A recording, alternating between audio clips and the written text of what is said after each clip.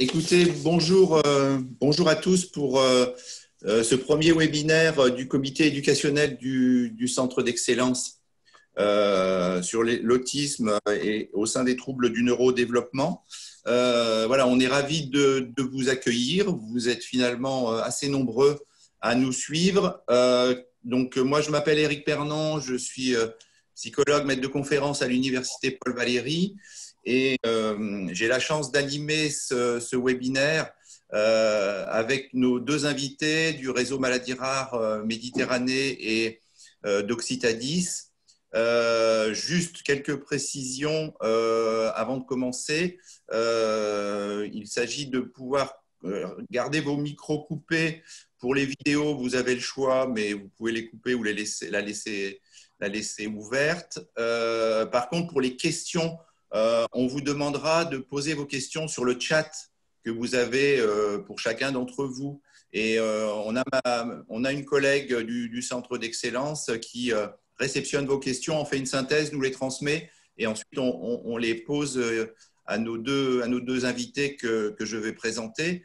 Ce que je n'ai pas fait, bien sûr, c'est de dire que j'interviens dans le cadre d'un référent du comité éducationnel du centre d'excellence, puisqu'il y a 3 comités au centre d'excellence, un comité de pilotage, un comité scientifique, peut-être certains ont déjà participé à ces webinaires, et puis le comité éducationnel que j'ai la chance d'animer avec plusieurs de mes collègues qui sont présents à distance également et que je remercie. Voilà, tout de suite, je présente nos deux invités du matin. Madame Julie Vernet, donc, qui est médecin coordinatrice sur le réseau Maladies Rares Méditerranée. Bonjour, docteur. Bonjour Eric, bonjour. Voilà. Et puis, nous avons Laurent Raffier, qui est chef de projet sur Occitadis et qui va aussi participer à nos échanges, à notre interview. Bonjour Laurent. Bonjour à tous. Voilà. Évidemment, ce sont nos deux invités, mais derrière, ils ont toute une équipe dont ils nous parleront certainement, puisque notamment, il y a Madame France Roy, voilà, qui est la responsable du réseau, qui est pas loin derrière, mais qui n'interviendra pas directement, mais qui a beaucoup participé à ce travail-là.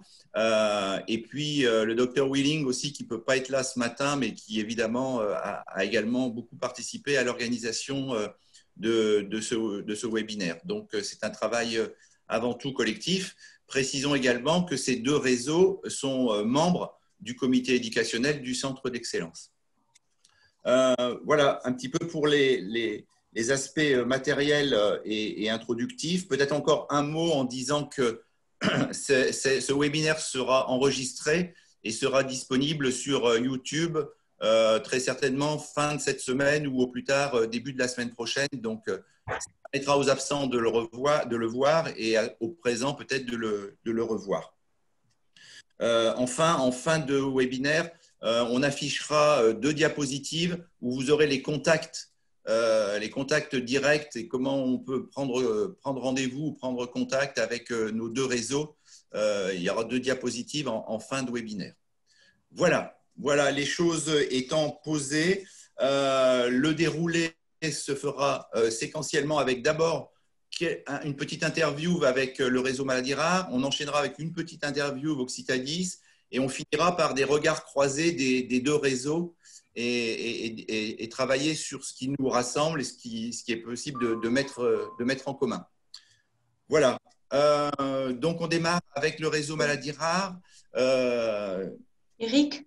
Oui. Eric, peut-être une précision que vu que c'est sur YouTube, si des personnes ont activé la caméra et ne souhaitent pas être visibles sur YouTube, il faudrait couper la caméra. Sinon, il n'y a pas de souci, c'est juste une précision à rapporter. Ok, très bien. Merci. Donc, première question donc, pour docteur Vernet. Donc, première question, votre réseau, on entend beaucoup parler du réseau Maladies Rares, mais également des centres de référence, des centres de compétences, des centres experts. parfois, c'est vrai, quand on n'est pas justement expert de votre réseau, c'est pas toujours facile de s'y repérer.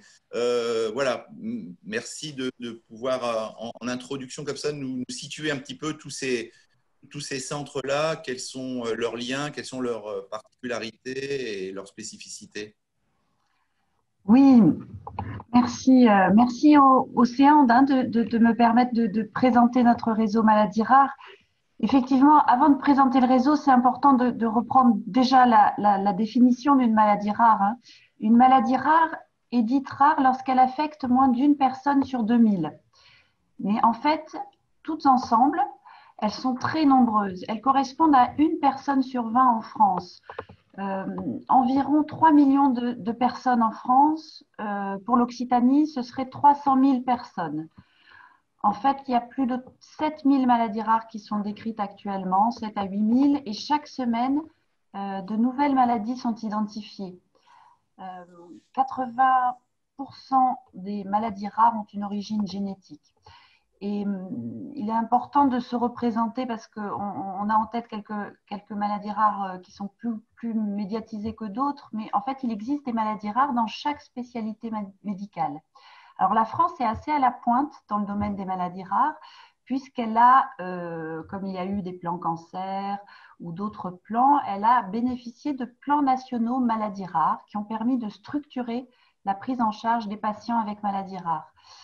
Notamment en labellisant des centres experts maladies rares, des centres de référence, des centres de compétences, qui sont des équipes hospitalières, généralement au CHU, hautement spécialisées, qui ont une expertise avérée pour une maladie rare ou pour un groupe de maladies rares. Donc ces centres ont des missions de soins, d'enseignement et de recherche. Le centre de référence, il coordonne au niveau national et les centres de compétences coordonnent au niveau local la prise en charge des patients. Donc, sur le territoire de l'ex-Languedoc-Roussillon, il y a 77 centres experts maladies rares sur les CHU de Montpellier et de Nîmes. Et sur le territoire de l'ex-Midi-Pyrénées, il y a 88 centres experts maladies rares. Ça, c'est pour vous expliquer un petit peu comment sont organisées cette prise en charge des maladies rares. Et le réseau Maladies Rares, qui existe depuis maintenant 10 ans, c'est une association qui est financée par l'Agence régionale de santé, qui est inscrite dans le projet régional de santé Occitanie. Initialement, il s'appelait Vivre avec une anomalie du développement, pour favoriser notamment la prise en charge des patients en dehors de l'hôpital, et soutenu par Alliance Maladies Rares, qui regroupe environ 200 associations de maladies rares au niveau national. Le réseau s'est élargi en 2016 à l'ensemble des maladies rares. Donc, les missions actuelles du réseau de santé maladies rares sont pour l'instant sur l'ex-région Languedoc-Roussillon. Les missions sont donc une écoute et une orientation vers les 77 centres experts maladies rares, améliorer le parcours des personnes avec maladies rares, appuyer les professionnels pour les situations complexes et former sur les maladies rares, notamment. Une émission très importante du réseau est une montée en compétences des professionnels médico-sociaux et libéraux, avec pour objectif de constituer des établissements ressources, des groupes de libéraux ressources sur certaines maladies rares. On travaille actuellement activement pour la maladie de Huntington, pour le syndrome de Prader-Willi. On a peut-être un projet sur certaines maladies rares osseuses et une kinésithérapie spécifique pour certaines maladies rares osseuses. Voilà, pour vous brosser un petit peu très rapidement le portrait des maladies rares et les différentes activités du réseau. D'accord. Merci, docteur Vernet. Et alors, justement, vous définissiez les maladies rares.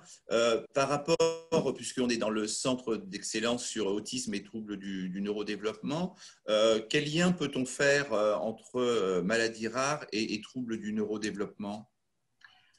Alors, effectivement, il y a un lien entre les maladies rares et troubles du neurodéveloppement, puisqu'une partie des maladies troubles du neurodéveloppement sont des maladies rares. Par exemple, les personnes avec handicap intellectuel, déficience intellectuelle, une personne sur 100 font partie des troubles du neurodéveloppement. Et de nouvelles études montrent qu'il est possible de poser un diagnostic étiologique, génétique, dans 70% des cas. Mais ces maladies rares ne concernent pas uniquement les patients avec déficience intellectuelle. Il existe des patients, et ça fait le lien avec le réseau Occitanis suivant, qui ont des troubles de l'attention ou des troubles dits sans déficience intellectuelle. En fait, il faut retenir que la possibilité d'avoir diagnostiqué précocement une maladie rare permet une trajectoire de vie différente, soit par un traitement spécifique, s'il existe, étiologique, soit par un traitement symptomatique ou une prise en soin plus ciblée, plus adaptée, ou une surveillance plus ciblée, préventive de certaines complications. Donc, il y a toujours un bénéfice à poser un diagnostic de maladie rare et cela croise avec les pathologies troubles du neurodéveloppement. D'accord. Peut-être une précision, dans le cas de l'autisme, est-ce que cette association est également présente? Oui, tout à fait. Notamment, je travaille en lien étroit du coup avec les généticiens et effectivement, dans le cas de l'autisme, notamment avec déficience intellectuelle, il est important d'aller rechercher une maladie rare et je pense effectivement qu'à l'avenir, de plus en plus de maladies rares pourront être découvertes et notamment dans le cadre de l'autisme. D'accord. Alors, vous évoquiez effectivement les personnes et les familles. Comment vous vous inscrivez dans ce qu'on appelle aujourd'hui le parcours, alors le parcours patient comment le réseau Maladies Rares, enfin, vous en avez déjà donné quelques éléments, mais comment le réseau s'inscrit dans le parcours et à quel niveau de ressources vous pouvez vous situer par rapport à ce parcours patient? Oui, tout à fait. On est, par nos missions, en fait, on a une fonction ressource extrêmement importante par rapport au parcours patient et on peut être sollicité à toutes les étapes du parcours patient. Au niveau de la première étape, du diagnostic étiologique, notamment pour orienter les patients vers les centres experts maladies rares qui peuvent poser un diagnostic de maladie rare. Donc, pour cela, notre site internet recense tous les centres experts maladies rares pour l'instant de la région Occitanie-Est. Cela va être déployé sur l'Ouest également, l'Occitanie-Ouest. On informe donc les professionnels et les patients sur l'existence de ces centres experts maladies rares qui sont encore peu connus. Et en cas d'errance diagnostique, la demande peut être faite via le médecin traitant ou le médecin référent du patient auprès du réseau maladies rares. Et on essaye, avec le médecin et les informations données par le patient, d'orienter au maximum vers un centre expert maladies rares quand c'est possible, bien évidemment. On a également la possibilité, une fois qu'un diagnostic est posé, de communiquer des documents Orphanet, des documents des filières de santé maladies rares. On a également des guides pratiques au niveau du réseau, qui sont des guides très concrets de suivi de certaines maladies rares avec des ressources locales en région. Ensuite, on a depuis une dizaine d'années donc une base de données de professionnels qui ont soit suivi nos formations sur certaines maladies rares, soit qui ont suivi certains de nos patients. Et cette ressource, cette base de données peut être sollicitée via notre réseau pour trouver des rééducateurs ou des professionnels en proximité du patient pour certaines maladies rares. Donc, en fait, on a aussi la chance au niveau du réseau d'avoir 2 assistantes sociales vraiment très spécialisées dans les maladies rares qui aident les patients et les professionnels qui les entourent à pouvoir accéder à leurs droits, que ce soit au niveau de la sécurité sociale, de la MDPH. Et enfin, on a depuis 10 ans également formé donc les professionnels et ces formations sont accessibles pour la plupart sur notre site internet. Voilà. Donc des ressources assez larges. L'idée, c'est qu'il y a énormément d'informations dans les maladies rares, de plus en plus. Et il faut savoir extraire la bonne information pour la porter en proximité du patient. C'est quelque chose peut-être qui croise aussi avec l'autisme, mais c'est vrai que l'important est de cibler la bonne information et de la porter aux professionnels et aux patients. D'accord. Donc, on a bien compris, vous êtes sollicité via les médecins ou les médecins référents ou le médecin traitant. Vous avez évoqué la MDPH. Est-ce que la MDPH est un passage obligé à un moment donné, avant, après comment les familles doivent-elles se situer, notamment, et les enfants, bien sûr, par rapport à la MDPH et vos liens? Alors, la MDPH n'est pas forcément un passage obligé dans les maladies rares, hein. Il y a des maladies rares qui relèvent uniquement du soin, de l'accès aux soins via la sécurité sociale. Mais en fait, de plus en plus, on s'aperçoit, on a un questionnaire qui est encore en train de tourner au niveau des associations de maladies rares, qui montre que 70% des personnes interrogées avec maladies rares ont une notification MDPH. Donc, je pense qu'on est encore sollicité pour des handicaps invisibles qu'on essaie d'aider à argumenter pour les patients avec maladies rares. Donc finalement, il y a beaucoup de maladies rares qui relèvent du champ du handicap. D'accord. D'accord. On a évoqué effectivement la notion médicale. Je crois que dans nos échanges de préparation, se posait la question, ou vous posiez la question aussi des liens avec les autres services de soins, et en particulier la pédopsychiatrie, voire la psychiatrie à un certain moment, que ce soit la psychiatrie privée, publique, les médecins de ville. Qu'en est-il? Est-ce que là, il y a pareil, vous avez des rapports fluides et vous connaissez bien mutuellement, ou est-ce qu'il y a encore des progrès à faire dans les liens entre pédopsychiatrie et vous, ou psychiatrie et votre réseau? Alors oui, on se connaît bien, mais il y a toujours des progrès à faire, hein, de toute façon, pour bien se connaître et bien s'interpeller.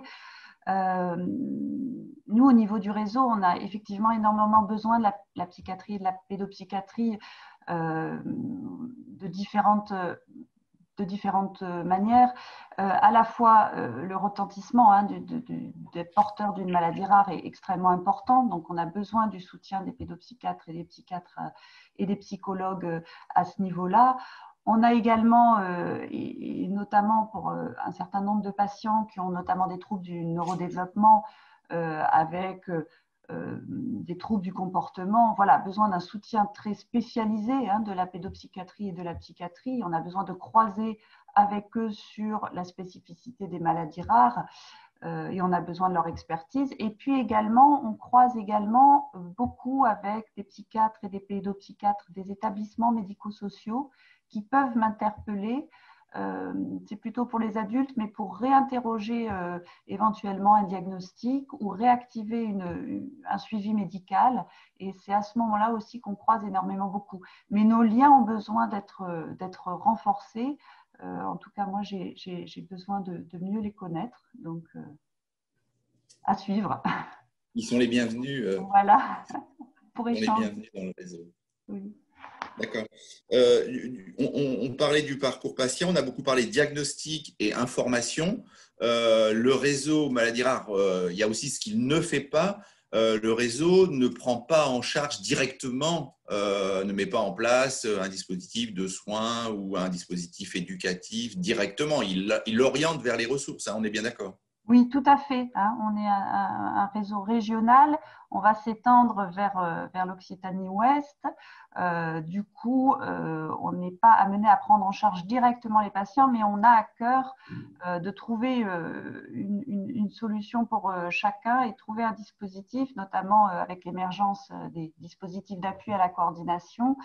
L'idée de mailler sur le territoire pour trouver des ressources pour les patients.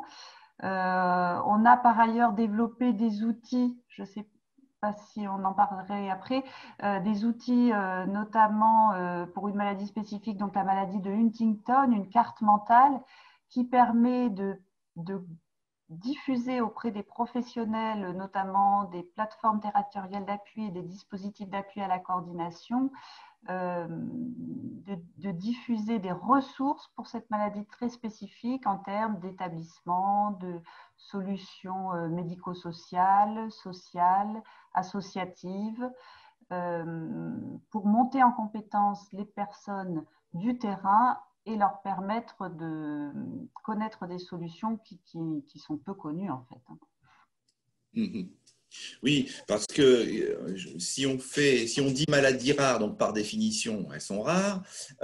Comment se passe-t-il? Parce que les familles, ont besoin certes, sûrement de ressources, peut-être parfois d'établissements, mais c'est pas toujours dans la proximité, puisque par définition c'est rare. Donc j'imagine que les ressources sont rares et très éclatées. Donc, est-ce que du coup, à un moment donné, les familles et les enfants ou les adultes doivent envisager pour un accompagnement très spécialisé, très, très pointu, sont amenés à aller dans le sud de la France ou peut-être même plus largement. À un certain moment, peut-être qu'il y a des centres qui sont beaucoup plus loin que notre sud, entre guillemets. Oui, tout à fait. Alors, pour l'instant, on est en train de mailler au niveau des ressources au niveau régional, mais effectivement, c'est important d'avoir cette vision régionale parce qu'au sein d'un département, on n'a pas forcément la ressource. Et le fait de travailler au niveau régional permet de connaître un établissement, par exemple, qui pourrait être ressource pour une personne avec maladie rare. Et ça cette réponse, enfin, ces pistes-là, les familles vont pouvoir les trouver chez vous. Alors, on essaye au maximum. Hein. Les maladies rares sont très nombreuses, mais on essaye en tout cas de trouver des réponses et des solutions. D'accord. Peut-être parce qu'on arrive déjà presque au bout des 20 minutes prévues. Je rappelle que si vous avez des questions, vous les posez via le chat. Bien sûr, une des dernières questions, c'est les projets d'avenir. Vous avez parlé extension, je crois que vous avez parlé formation. Quels sont les grands chantiers si je peux me permettre cette expression, à venir sur votre réseau, pour votre réseau? Alors, le grand chantier actuellement, c'est l'extension à toute la région Occitanie. On a une chargée de mission qui a fait un état des lieux qui est en cours de finalisation. On voit que les besoins sont importants. Il y aura une évolution des missions du réseau qui est envisagée. Donc, j'en ai déjà parlé, un maillage territorial avec les dispositifs d'appui à la coordination qui seront territoriaux. Le réseau va rester un dispositif ressources et observatoire du parcours de santé maladies rares. Il est inscrit donc dans le projet régional de santé. Donc, ça, c'est une partie très importante. Et une autre partie très importante est vraiment la montée en compétence des professionnels de santé, que ce soit en établissements médico-sociaux ou des professionnels libéraux, sur les maladies rares, soit sur certains types de maladies rares ou sur les maladies rares de manière globale, en faisant connaître les centres experts maladies rares. Voilà. On a des projets de formation, donc notamment sur la maladie de Huntington.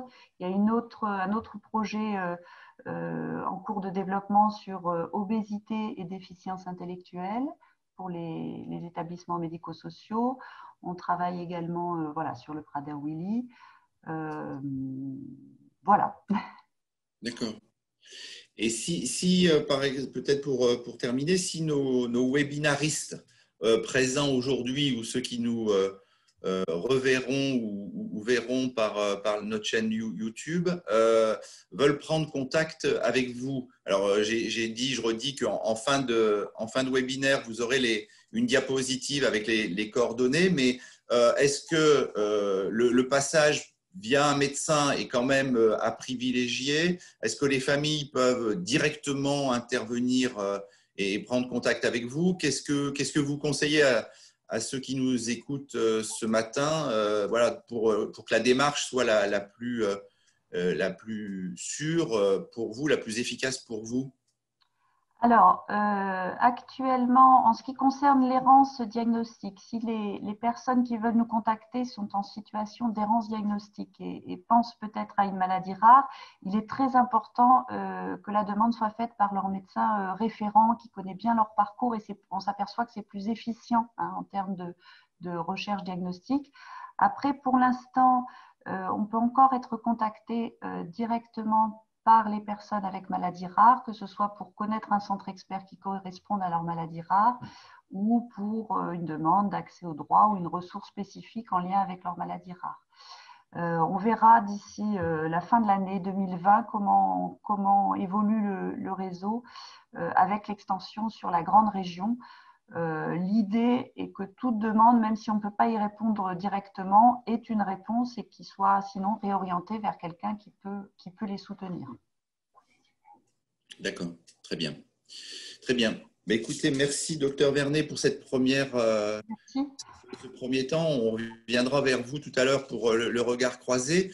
Je m'adresse du coup à monsieur Raffier, qui est chef de projet donc, pour notre deuxième réseau Occitadis. Bonjour, rebonjour monsieur Raffier. Donc merci pour votre participation, votre présence. Voilà un petit peu la même question. On va vous laisser en introduction présenter voilà, votre réseau qui est relativement récent. Donc, qu'en est-il aujourd'hui d'Occitadis? Parce que pour, je crois, un certain nombre de personnes, c'est une découverte ce matin.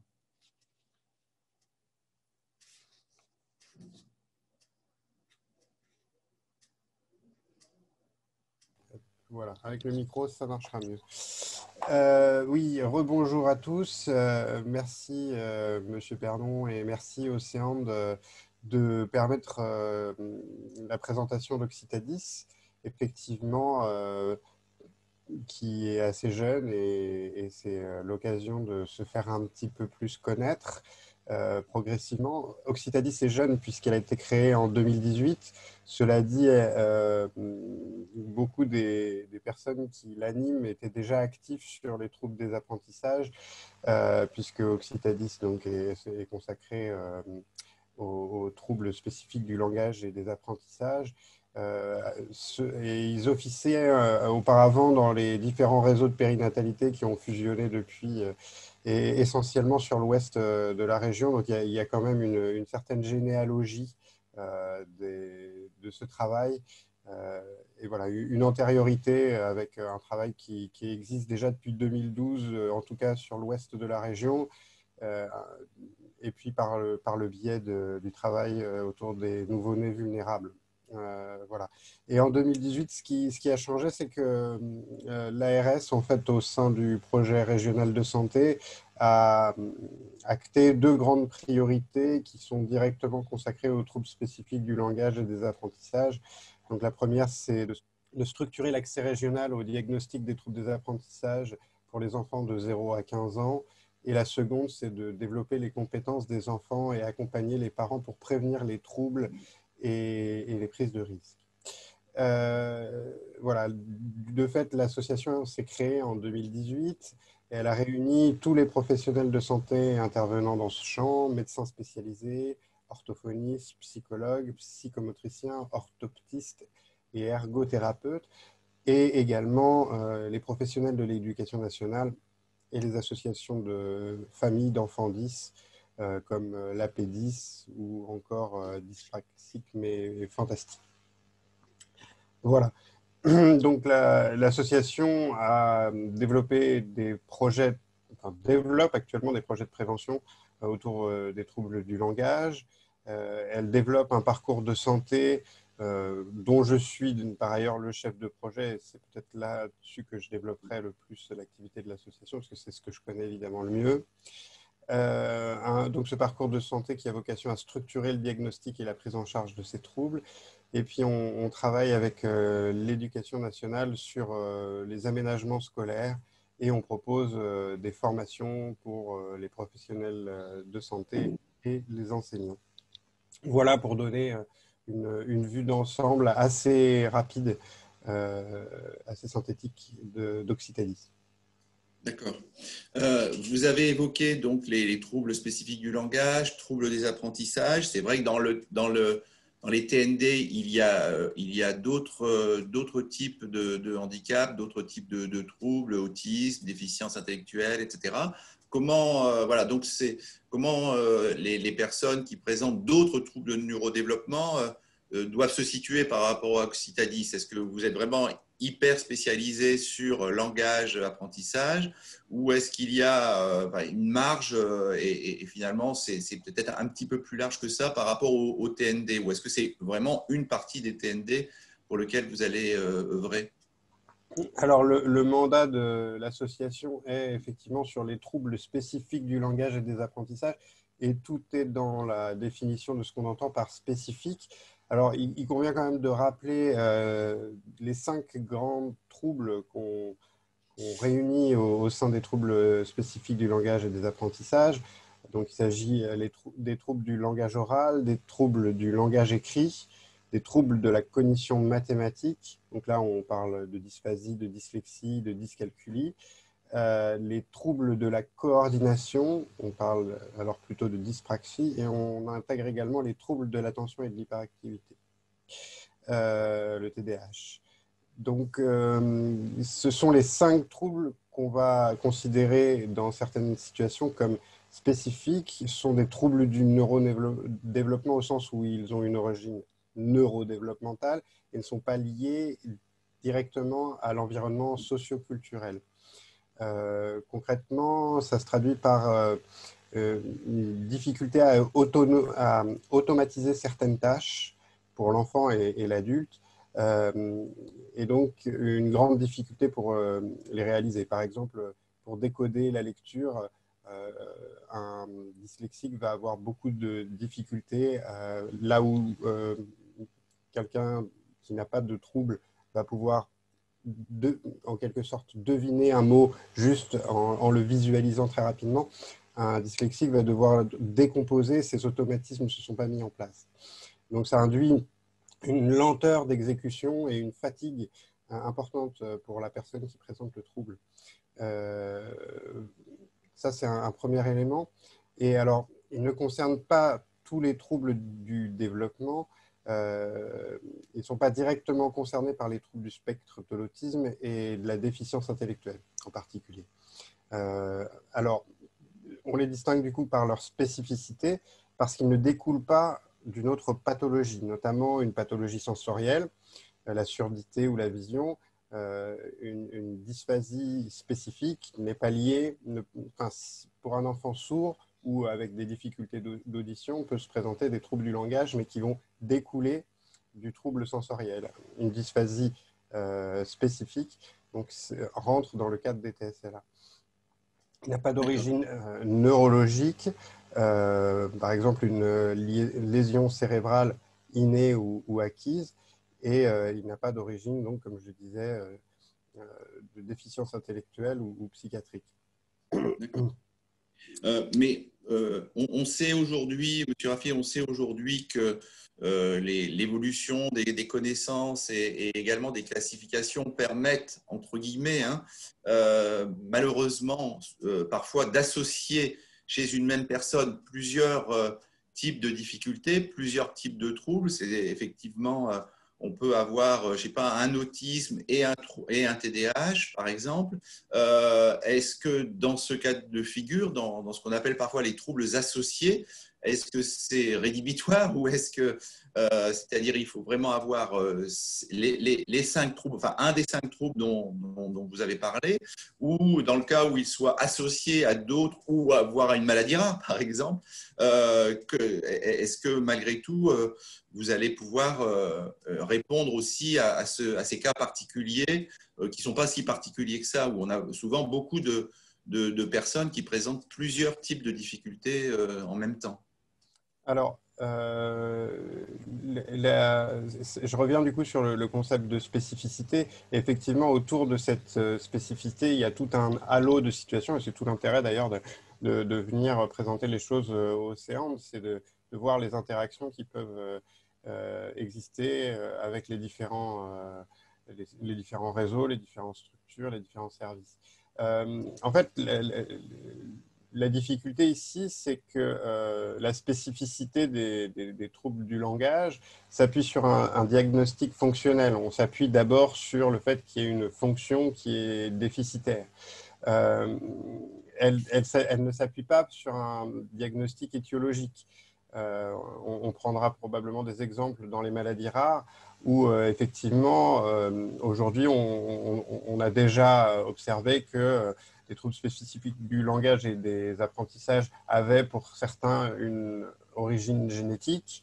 Elles pourraient effectivement à l'avenir être de plus en plus nombreuses. Comme le disait le docteur Vernet, on découvre des maladies rares tous les jours presque, et donc on pourrait associer effectivement un diagnostic étiologique avec l'identification de maladies rares de manière plus fréquente à l'avenir.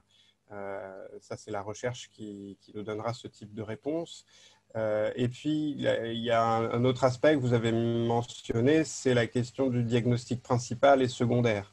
Donc, effectivement, si on a un diagnostic principal avec une fonction particulièrement altérée sur le langage ou sur la coordination, avec après des éléments qui relèvent du trouble spécifique de l'autisme, on va du coup, le parcours de santé des troubles spécifiques du langage et des apprentissages va être le parcours le plus pertinent pour l'enfant qui sera pris en charge.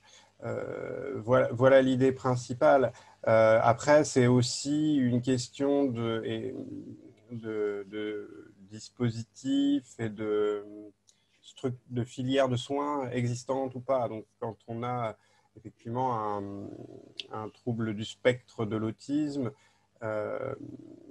qui se présente, je vous expliquerai un peu plus en détail comment fonctionne le parcours, mais on peut imaginer que le diagnostic soit réalisé au départ par le parcours parce qu'on part d'une plainte qui sera plutôt liée aux fonctions d'apprentissage, et puis on conclura à un diagnostic d'autisme, et à ce moment-là, on orientera l'enfant vers une prise en charge au titre de l'autisme. Voilà. D'accord. Alors, vous me tendez la perche, justement. Si on rentre un petit peu dans le détail, on parle beaucoup ce matin de parcours. Vous avez vous-même évoqué la question du parcours santé. Qu'en est-il réellement du positionnement d'Occitadis par rapport au parcours en général, puis au parcours de santé en particulier?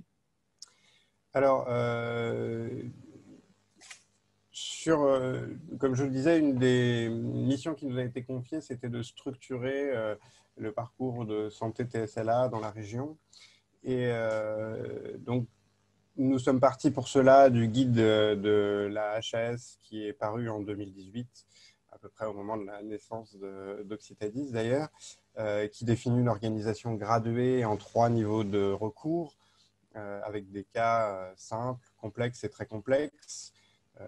Jusqu'à aujourd'hui, le seul niveau véritablement structuré, c'est le 3e recours avec les centres de référence des troubles des apprentissages. Nous en avons 3 dans la région, mais qui sont embolisés du fait de l'absence des autres niveaux de recours, le 1er et le 2e.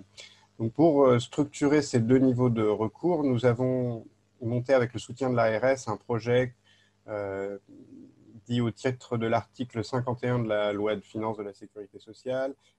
Bref, ça c'est des classifications qui permettent en fait à l'assurance maladie de déroger au droit commun et donc de financer des expérimentations. Et donc nous allons expérimenter pendant 2 à 3 ans sur la région Occitanie le parcours de santé TSLA, la déclinaison donc, du parcours de l'HAS pour les enfants de 6 à 15 ans. Ça va concerner environ 4000 enfants par an, et donc sur 3 ans, comme on a une montée progressive, on aura, on pense, arriver à inclure dans ce parcours 10 000 enfants. Donc concrètement, comment on décline ce parcours défini par l'HAS? D'abord, l'idée c'est qu'il y a 2 grands enjeux pour nous. Il y a un enjeu qui est l'accès aux soins, l'accès financier et la lutte contre les inégalités de santé, puisqu'aujourd'hui, les soins en ergothérapie, psychomotricité, psychologie et le diagnostic médical ne sont pas financés par l'assurance maladie. Donc là, il y a des financements dérogatoires qui vont permettre de prendre en charge ces soins. Et le deuxième aspect, c'est la structuration de la filière pour lutter contre la désorientation, l'errance médicale, l'errance diagnostique des familles et les difficultés de coordination. Donc, ce sont ces deux grands enjeux auxquels doivent répondre aujourd'hui le parcours que l'on met en place. Et pour commencer, je dirais que nous allons essayer de faciliter l'orientation des familles en mettant en place dans chaque département ce qu'on a appelé un correspondant d'entrée de parcours qui va recueillir le besoin de l'enfant et faire le point sur les démarches qui ont pu être engagées par la famille, une première analyse de manière à orienter l'enfant vers le niveau de recours le plus approprié ou vers une autre structure si c'est le cas, si c'est nécessaire et si sa situation relève par exemple plus d'une problématique de l'autisme, comme on l'a évoqué tout à l'heure. Ensuite, nous allons structurer le premier niveau de recours en formant, alors on vise la formation de plus de 500 médecins généralistes et pédiatres dans toute la région au dépistage des troubles spécifiques du langage et des apprentissages. Donc, ce sera le premier niveau de recours. Ils seront capables de dépister les situations et de prendre en charge les troubles dits simples. Un trouble simple, c'est un trouble isolé. Car une des particularités des troubles spécifiques du langage et d'apprentissage, c'est qu'ils sont souvent intriqués. On va avoir plusieurs troubles associés et on va avoir des situations complexes. Donc, sur les 4000 enfants, les situations dites simples, c'est une minorité. En réalité, c'est 600 enfants. Donc, ces médecins dits de premier recours seront capables de faire pourront déclencher des bilans en ergothérapie ou en psychomotricité pour faire un diagnostic simple et engager derrière, si nécessaire, un parcours rééducatif de 30 séances de la même manière en ergothérapie ou en psychomotricité.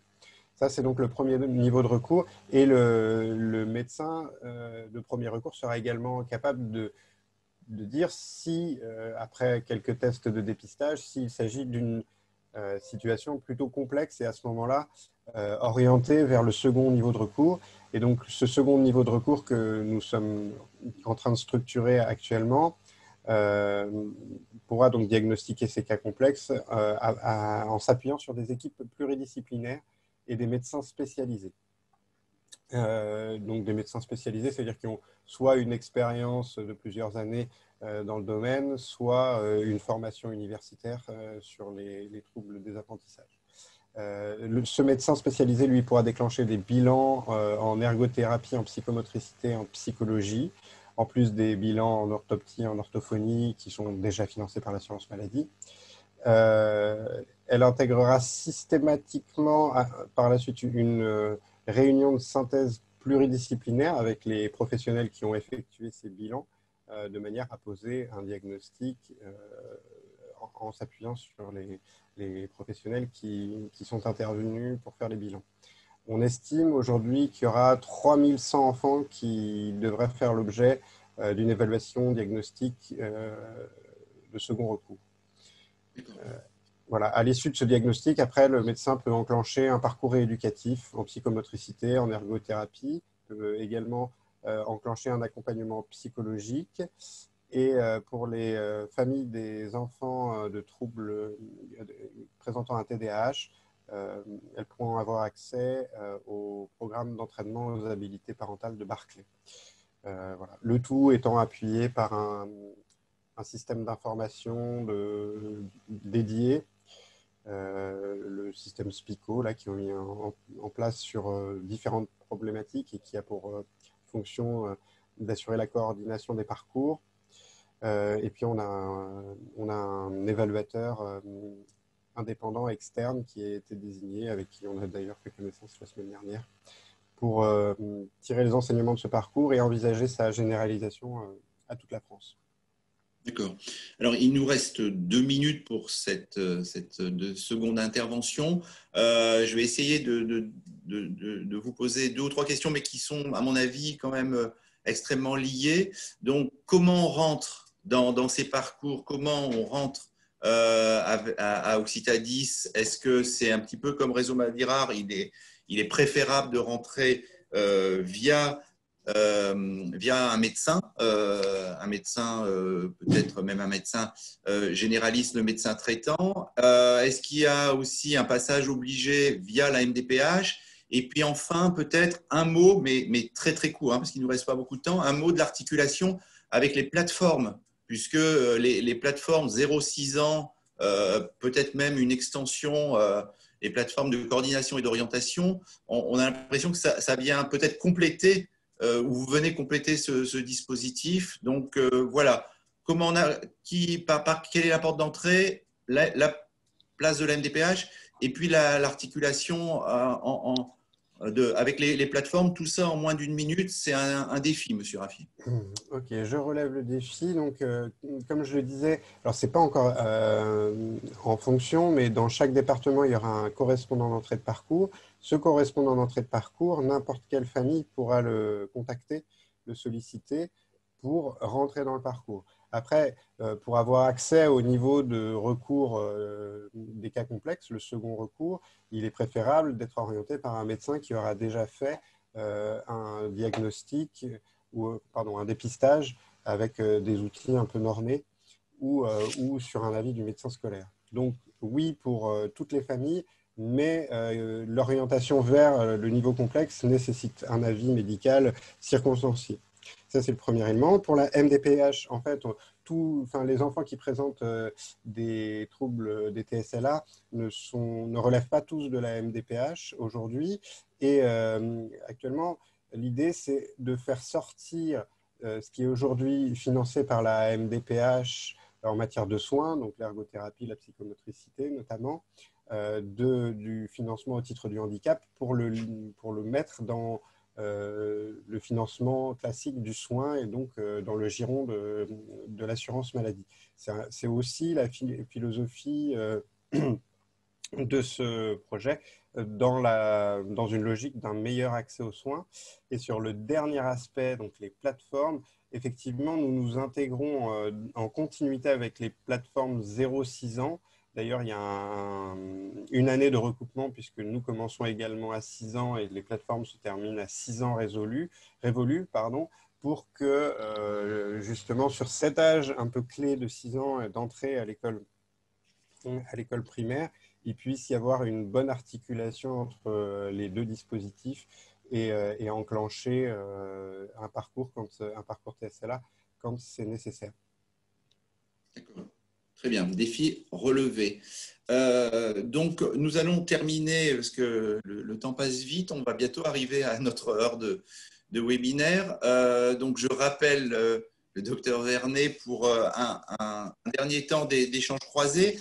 Je rappelle que vous pouvez poser vos questions via le chat. Et il y en a quelques-unes qui nous sont arrivées, donc je vais pouvoir les intégrer dans notre discussion là à 3. Donc, première question peut-être, comment on se repère? Parce que c'est vrai qu'on voit, hein, il y a beaucoup de partenaires, d'intervenants, de dispositifs.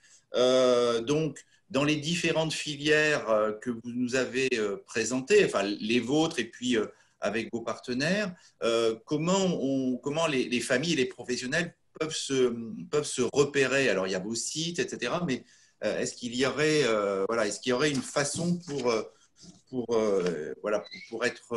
être sûr qu'on frappe bien à la bonne porte et qu'on ne vous envahisse pas non plus de demandes qui ne correspondraient pas à vos missions? Alors oui, entre le réseau Maladies Rares et Occitadis, on a des populations qui se recoupent, hein, vous l'avez vu, mais qui n'ont pas forcément la même porte d'entrée. Pour le réseau Maladies Rares, on a une population extrêmement large, hein, on va de 0 à 99 ans et peut-être plus. Voilà, 7 à 8 000 maladies rares différentes, des tableaux cliniques complexes et très variés. Pour les maladies rares, la porte d'entrée et pour les professionnels, alors ce n'est pas effectivement les médecins généralistes, mais il y a également les médecins rééducateurs, libéraux ou d'institutions, des professionnels du médico-social, des services sociaux qui peuvent taper à cette porte d'entrée, voilà, soit pour une demande de diagnostic ou prise en charge spécifique, une aide au parcours de vie. Et l'enjeu à l'échelle régionale est double. Elle est à la fois de faire connaître les centres experts maladies rares à ces professionnels et de favoriser le lien ville-hôpital. Et du coup, c'est une porte d'entrée assez large et je laisse peut-être Laurent Raffier répondre pour sa porte d'entrée qui est peut-être plus ciblée. Oui, effectivement, du coup, ce n'est pas les mêmes populations, mais on a le même enjeu en quelque sorte, puisque il faut faire connaître, sensibiliser les médecins généralistes sur le parcours TSLA, comme pour les centres experts. Donc souvent, la porte d'entrée restera le médecin généraliste qui, du coup, doit être un peu omniscient parce qu'il a quand même effectivement beaucoup de filières à connaître. Bon, derrière, l'intérêt, c'est aussi de pouvoir s'appuyer sur les dispositifs qui se mettent en place aujourd'hui, comme les PTA, les CPTS, qui vont permettre de communiquer auprès des généralistes, des médecins de premier recours, l'existence des filières. Voilà ce qu'on peut dire. Et puis derrière, la place du correspondant d'entrée de parcours est assez centrale, vous l'aurez compris, dans le parcours TSLA comme porte d'entrée, du coup, pour se repérer. Il aura aussi, au niveau départemental, un rôle pour créer du lien entre l'ensemble de la communauté professionnelle. D'accord. Et donc, plusieurs questions qui nous arrivent. La complémentarité, donc il y a vos deux portes d'entrée, mais vous êtes voisins, vous habitez dans le même immeuble, au sens propre comme au sens figuré. Quelles sont vos articulations actuelles, effectives déjà, ou à venir? Comment vous voyez vos collaborations? Alors oui, effectivement, on est voisins, on se connaît bien, donc ça permet une fluidité d'échange. En ce qui concerne éventuellement une maladie rare avec des troubles spécifiques des apprentissages, voilà, le réseau de santé pourra faire appel aux ressources d'Occitadis et aux correspondants d'entrée de parcours. Et inversement, le réseau de santé est à la disposition d'Occitadis si nécessaire pour orienter les patients vers les centres experts maladies rares. D'accord. Monsieur Raffier? Oui, et puis dans une même logique, comme vous l'avez compris, on a des enjeux de sensibilisation qui sont communs, on a souvent des professionnels communs, donc on a des actions probablement à imaginer en matière de sensibilisation des médecins généralistes en particulier, et puis on peut partager nos ressources, nos carnets d'adresses, et puis on peut imaginer aussi dans des cas qu'on a évoqués, hein, un enfant avec une maladie rare mais qui se traduit uniquement par des TSLA, voilà, remonter le diagnostic étiologique et pourquoi pas organiser des reprises de situation un peu complexes autour de ce type de cas. Voilà, on peut imaginer ce genre de choses. D'accord, très bien. On parle beaucoup, évidemment, troubles du neurodéveloppement, ça fait souvent écho aux premières années de la vie, les premières années du développement. Aujourd'hui, le développement, il est considéré vie entière.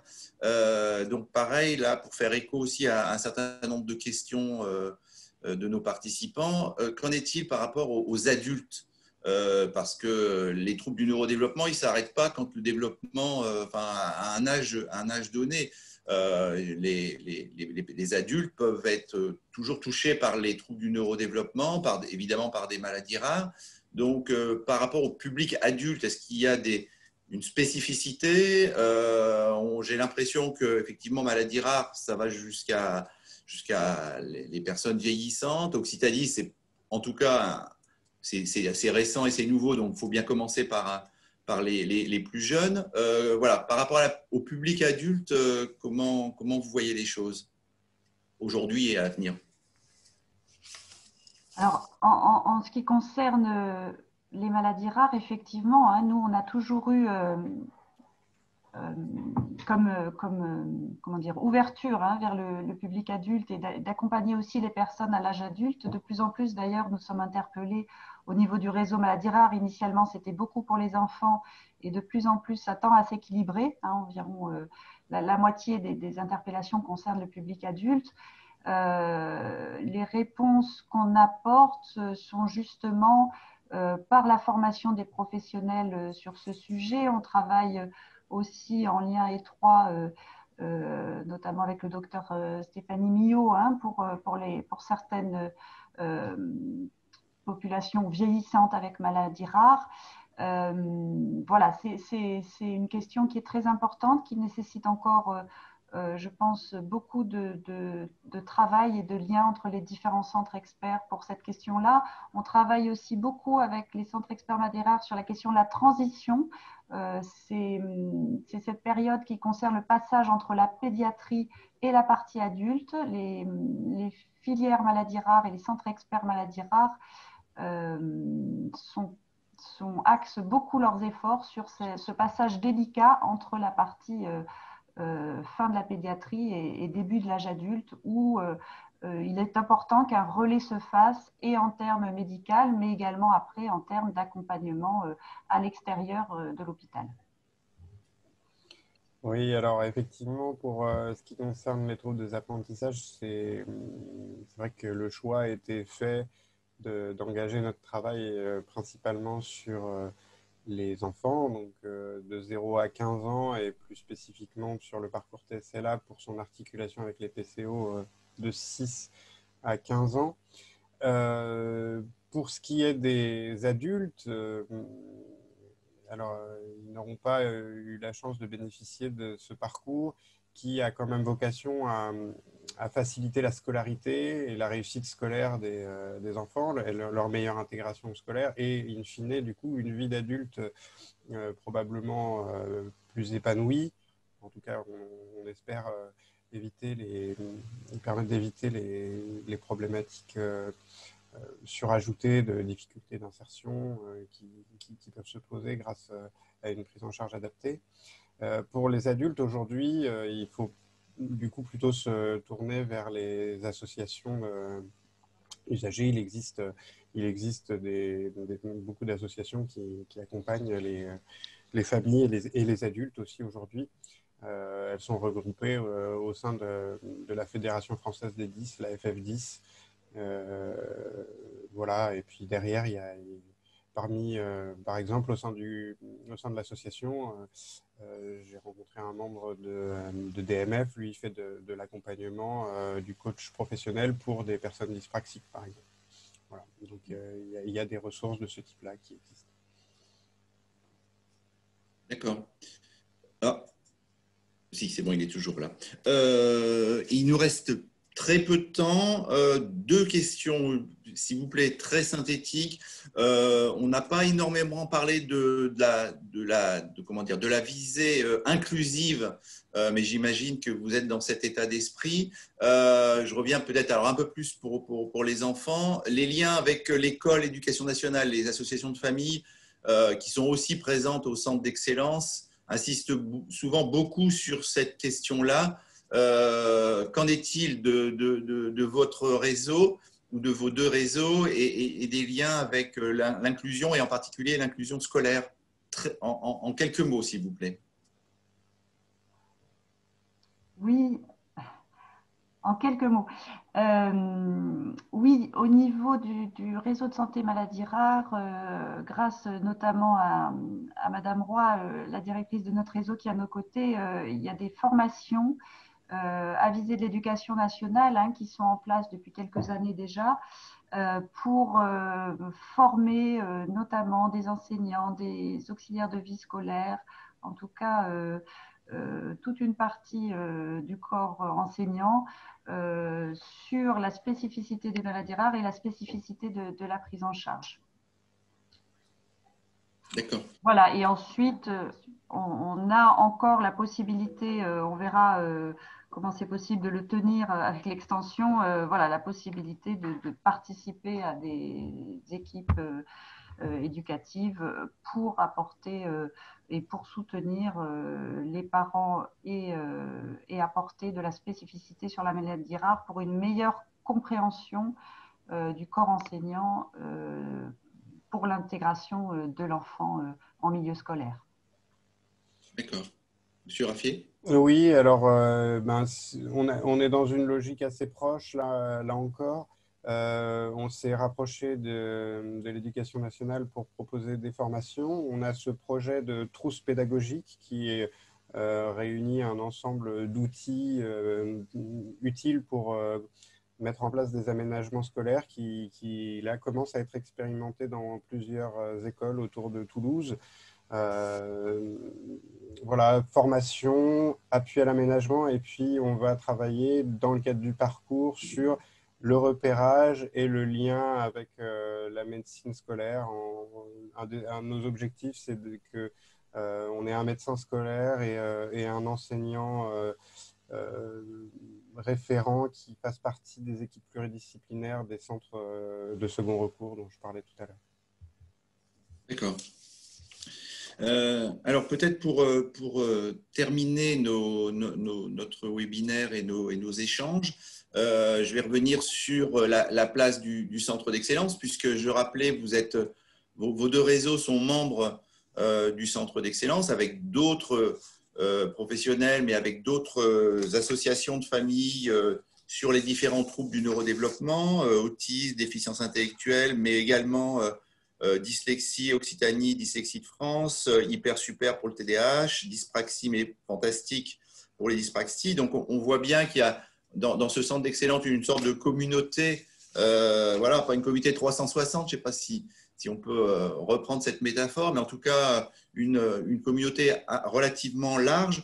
Le centre d'excellence a aussi comme objectif l'articulation entre la recherche et les pratiques professionnelles. Comment vous vous situez et éventuellement, qu'est-ce que vous attendez en tant que membre du centre d'excellence comme action à mener, comme développement futur, comme intérêt de se rassembler comme ça, parce qu'on voit bien qu'on a des liens évidents dans différents domaines. Donc voilà, le centre d'excellence, la place du centre d'excellence, comment vous la percevez aujourd'hui? Oui, ben déjà, grâce au centre d'excellence, merci beaucoup. Là, vous nous permettez aussi de présenter notre travail. Le centre d'excellence, pour nous permet de rester en lien vraiment avec l'excellence de la recherche concernant les troubles du neurodéveloppement, qui concerne pour nous une grande partie des maladies rares. Donc, c'est vraiment un accélérateur très, très important pour bien connaître les dernières nouveautés en termes de recherche. Et puis, nos structures, elles ont un rôle d'observatoire là sur nos sujets respectifs. Et c'est vrai que le CEANT permet de valoriser ce travail et puis surtout de le croiser avec d'autres recherches du comité scientifique. Voilà, nous permet de rester, tout en restant voilà, à la pointe de la recherche, de croiser ces différents travaux et on espère d'aller vers des collaborations futures importantes. D'accord, très bien. Merci, Dr Vernet. Monsieur Raffier? Oui, je partage évidemment ce qui a été dit. Participer à la préparation du webinaire, c'était intéressant aussi parce qu'on a pu aborder toutes ces questions. Ça nous fait progresser, nous aussi, dans l'interrogation de notre rôle par rapport aux autres acteurs. C'est vraiment voilà, un exercice d'articulation entre nous qui est posé et qui va nous permettre aussi de progresser sur ces points-là qui ne sont pas toujours au centre de nos préoccupations. Ça nous permet, oui, d'élargir notre regard et d'embrasser la question des troubles du neurodéveloppement de manière plus large et plus globale que chacun dans son couloir. Et ça, c'est vraiment une belle opportunité. Merci pour ça. D'accord. Bon, écoutez, nous arrivons au terme de ce premier webinaire. J'espère que les participants ont appris beaucoup de choses. On remercie donc nos deux invités, Dr Vernet, Monsieur Raffier, merci beaucoup de cette présentation. Donc je rappelle que sera ce webinaire est enregistré, donc il sera bientôt disponible sur YouTube. Je profite aussi de l'occasion pour remercier évidemment le professeur Bagdadi qui coordonne ce centre d'excellence et puis toute l'équipe du comité éducationnel, des référents et Madame Tournier pour avoir organisé ce webinaire. Pour ceux qui peuvent encore rester quelques secondes en ligne, je vais partager à l'écran les contacts et les coordonnées de nos 2 réseaux. Donc, ça vous permettra éventuellement, voilà, très rapidement de savoir si vous êtes intéressé, voilà, par un des 2 réseaux, par les 2, de pouvoir prendre contact avec eux, voilà, par écran partagé. Donc, merci à tous les 2, merci aux invités, merci aux participants. Et on peut annoncer, même si la date n'est pas encore complètement arrêtée, que fin novembre, nous aurons un prochain webinaire avec les associations que j'ai évoquées tout à l'heure, donc des associations membres du Centre d'excellence qui, là encore, vont pouvoir faire part, se présenter, puis aussi faire part de leur implication dans le Centre d'excellence. Donc, dyslexie, Occitanie et dyslexie de France, hyper, super, TDAH, dyspraxie mais fantastique. On est en train de faire le montage et nul doute que voilà, on aura encore un webinaire extrêmement intéressant, certainement fin novembre 2020, bien évidemment. Voilà, donc je partage l'écran. Merci à tous, bonne journée et à très bientôt.